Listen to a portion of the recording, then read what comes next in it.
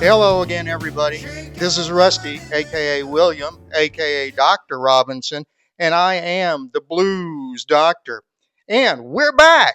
We are very glad you're here. Welcome to my new updated version of the Blues Doctor Recommends podcast.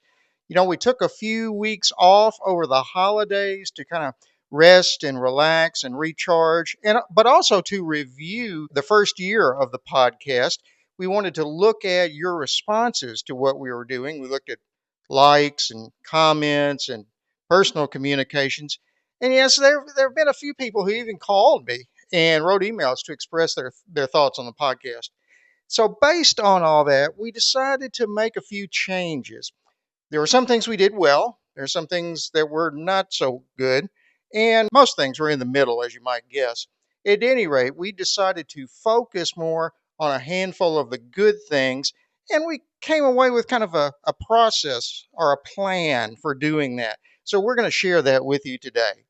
From now on, the Blues Doctor will focus on the messy questions that most pundits don't want to answer about healthcare in the U.S. Like so many things in the U.S. today, healthcare has become politicized, often inappropriately so. So many of the supposed experts out there have a political axe to grind, and they look at every situation with that axe in their hand, it seems like.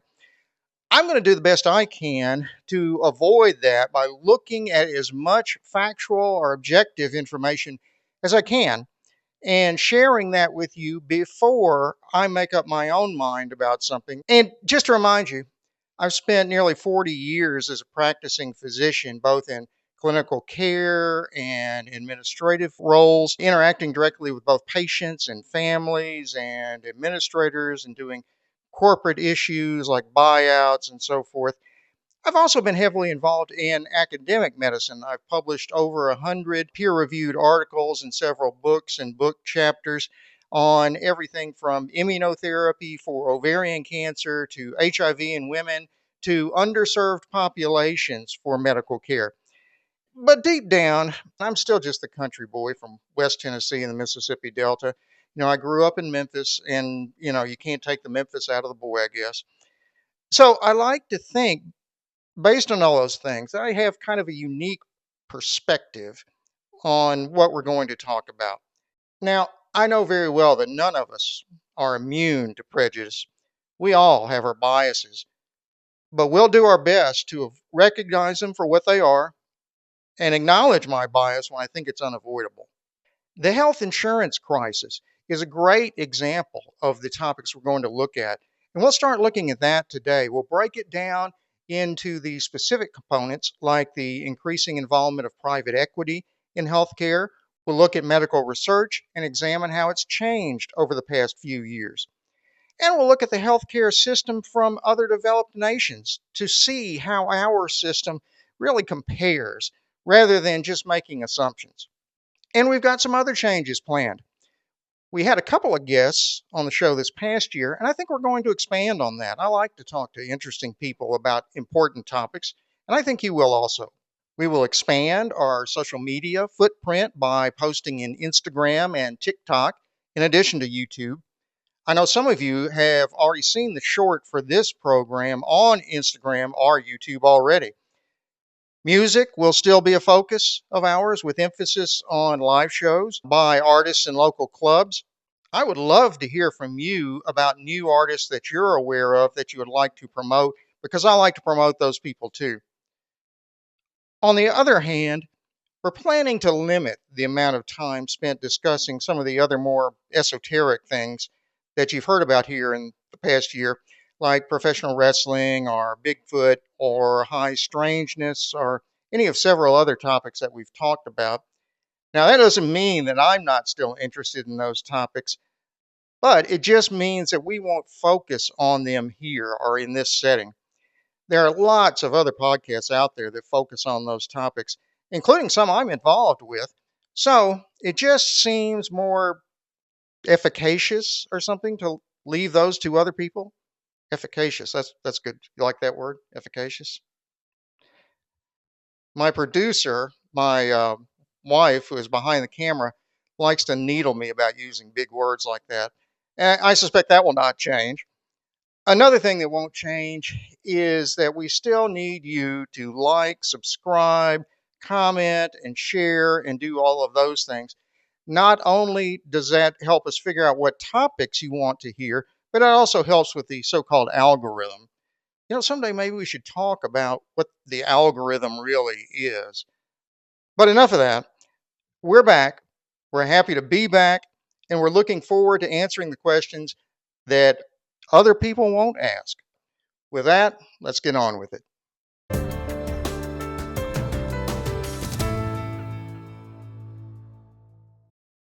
I mentioned in my promo for this show that one of the major questions I'd like to try to answer is who killed healthcare in the U.S.?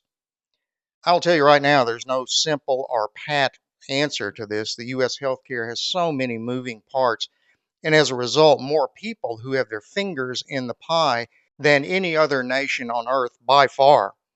So, we're going to break down the question of who killed healthcare into several smaller parts that we can discuss over the next few weeks. Specifically, today, we're going to try to answer the question of what was healthcare like before the current era in the United States? Or another way of saying it might be, how did we get to where we are today? Looking back, there was really a major dividing line in time for U.S. healthcare, and that was really World War II. Both treatment and management of healthcare became vastly more complex in the wake of World War II. Basically, before the war, there really wasn't that much healthcare in the U.S. compared to what we have now. There were no antibiotics, so many infectious diseases were treated by making the patient feel better until they died. There were surgeries for various indications, but many fewer than there are today, in part because there were no antibiotics to treat the infections that were inevitable in a significant percent of surgical cases. Blood banking also was in its infancy. We understood much less about type matching and safety than we do now. As a result, blood transfusions were much less common. The concept of an intensive care unit or an ICU didn't even exist. Basically, most hospitals were ICUs, minus all of the fancy equipment we have now. The big old inner city hospitals like Cook County in Chicago, or a couple that I worked in, like Charity Hospital in New Orleans or LA County Hospital in Los Angeles, were mostly intended for the poor. The main point of care in the United States before World War II was the private primary care small town doctor who maintained an office frequently in his house and regularly did house calls. And that system worked when there wasn't a lot of expensive treatments available. Serious diseases like cancer were rarely diagnosed until very late in the course, and most sufferers were treated with only palliative care, often at home, by the town doctor. The payment mechanism under that system was very different. Most doctors had their own fee schedules, like $10 for setting a broken arm or $20 for delivering a baby. And the patients typically paid in cash. Those who couldn't pay cash often gave the doctor eggs from their chicken house or vegetables from the garden. And most doctors happily accepted that. In most cases, patients were also their neighbors and friends. Barter system was widely accepted and a very functional method for providing health care at its most primary level. In fact, the median salary of doctors in those days was much closer to that of the community around them compared to today. They still made more money than their working class neighbors, but their standard of living, the doctor's standard of living, was only slightly better than the community around them. They really were part of the community then in a way we may not be so much now. And then came World War II. Wars are typically very fertile catalysts for technological innovation. And World War II produced some of the most important scientific and mechanical developments the world has ever seen. Medicine was no exception. Trauma care became its own discipline within the tent hospitals of Europe and the South Pacific. Blood banking and transfusion medicine became practical on a large scale because of many new things. The use of antibiotics became routine, which in turn spurred the development of many new drugs for that purpose. Modern anesthesia made extensive and lengthy surgeries feasible, basically.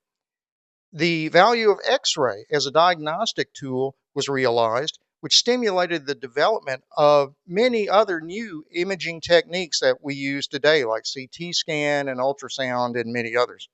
The result of all this was a massive and transformative explosion in healthcare in the U.S. Hospitals sprung up in many small towns, making advanced treatment accessible to most Americans. Doctors began organizing into groups frequently attached to all the new hospitals. It even affected medical training. Specialization became the norm, and more medical schools were built to provide the doctors needed for these new treatments.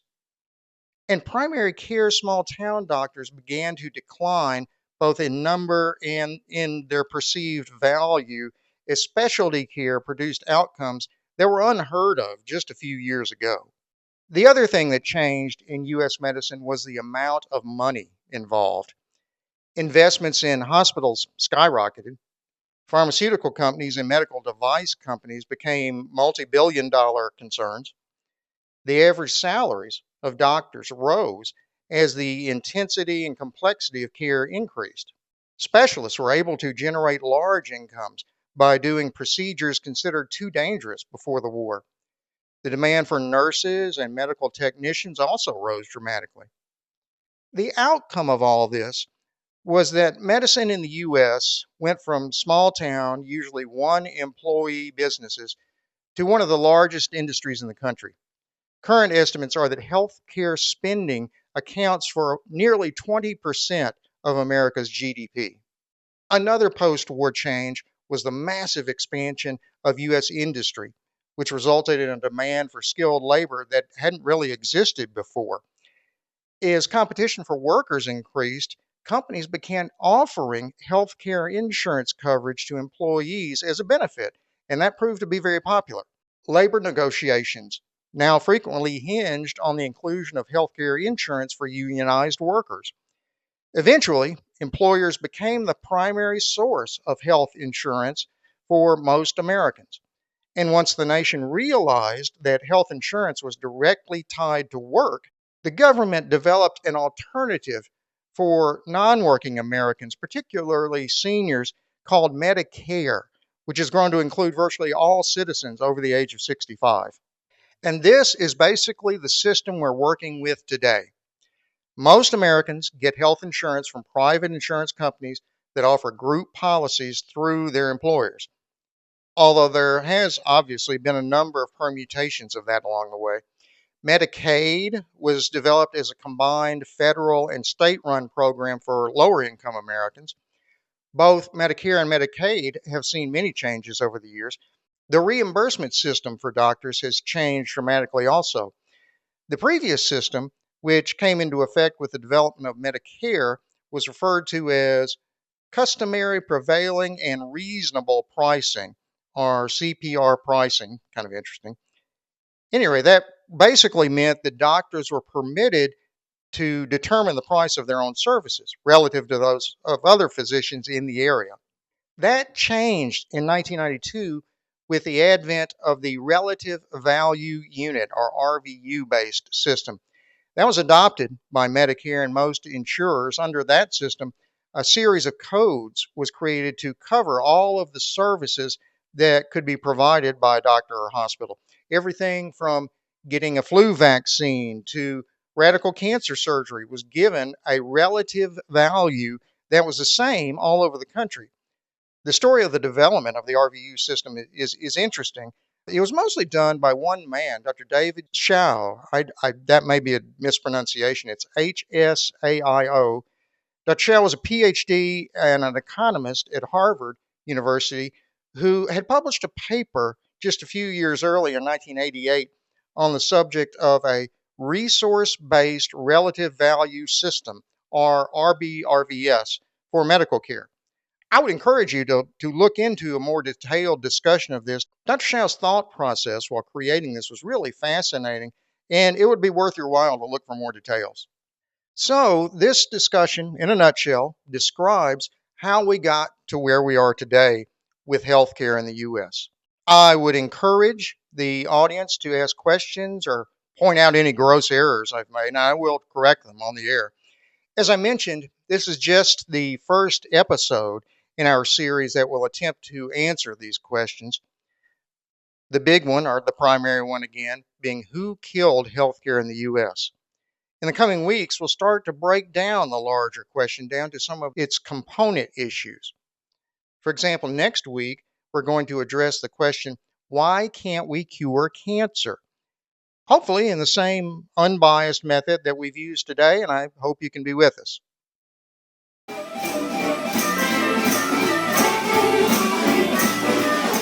Now, if you're not from New Orleans or the Gulf Coast, you might not be aware of what time of year it is. Well, the Blues Doctor is here to explain that to all you poor souls living in Iowa or Michigan or Pennsylvania or wherever. They think this is winter, cold, snow, ice, etc. My in-laws lived in northeastern Ohio for many years, right on Lake Erie, and they would always gripe and complain about lake effect snow. I never want to have that experience again. I did once, and that was plenty for me. Thankfully, there's an alternative. This time of year on the Gulf Coast is known as Mardi Gras.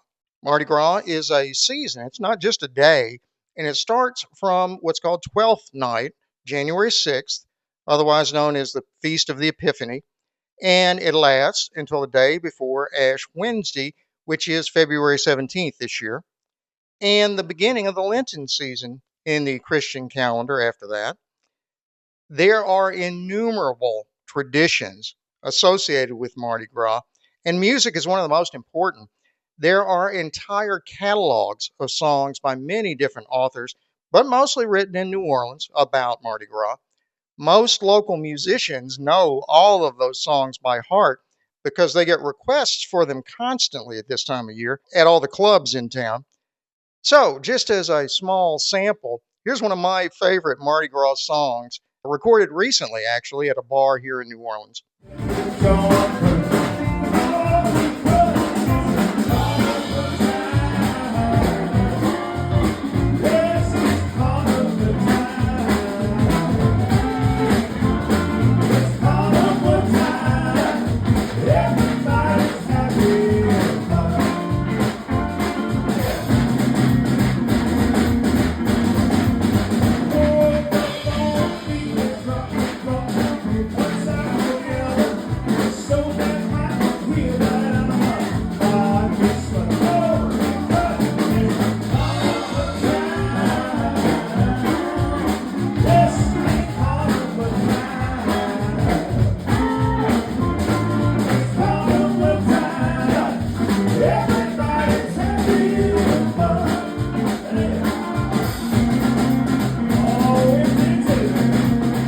Pretty cool, huh? That was Carnival Time, which was written and recorded by Al Johnson, a native of New Orleans' Lower Ninth Ward. It was recorded originally at Matassa's recording studio on Rampart Street in New Orleans, which was the site of many famous rock and roll recordings. It occurred in 1960. However, the publication rights were handled very informally at that time. So Al Johnson kind of got screwed in the process. Al was drafted just after the song was released, and he was out of the picture basically for 4 years. By the time he got out of the Army and went back to New Orleans, a legal battle between multiple parties had developed over the song, and Al was not able to collect any revenues, any royalties from the song until the case was settled, which didn't happen until 1999. Just to give another example of how musicians have been taken advantage of and why I try to give them props whenever I can. The performers on this version are my good friends, the Danny Alexander Blues Band, featuring Danny on guitar, Corey Duplechin on bass, and Jeff Jellybean Alexander on drums. If you're in New Orleans this time of year, you will hear this song many times, both on the radio and live. And that's about all we have this week. But I really strongly encourage you to let us know in the comments what you liked or didn't like about this show. Any good performance of any kind is based on a relationship between the artist and the audience. And both parties have to like what's going on So please let us know how you feel about the show so we can strengthen that relationship. Anyway, as I usually say at this point, please watch next week's podcast. Okay? See you later.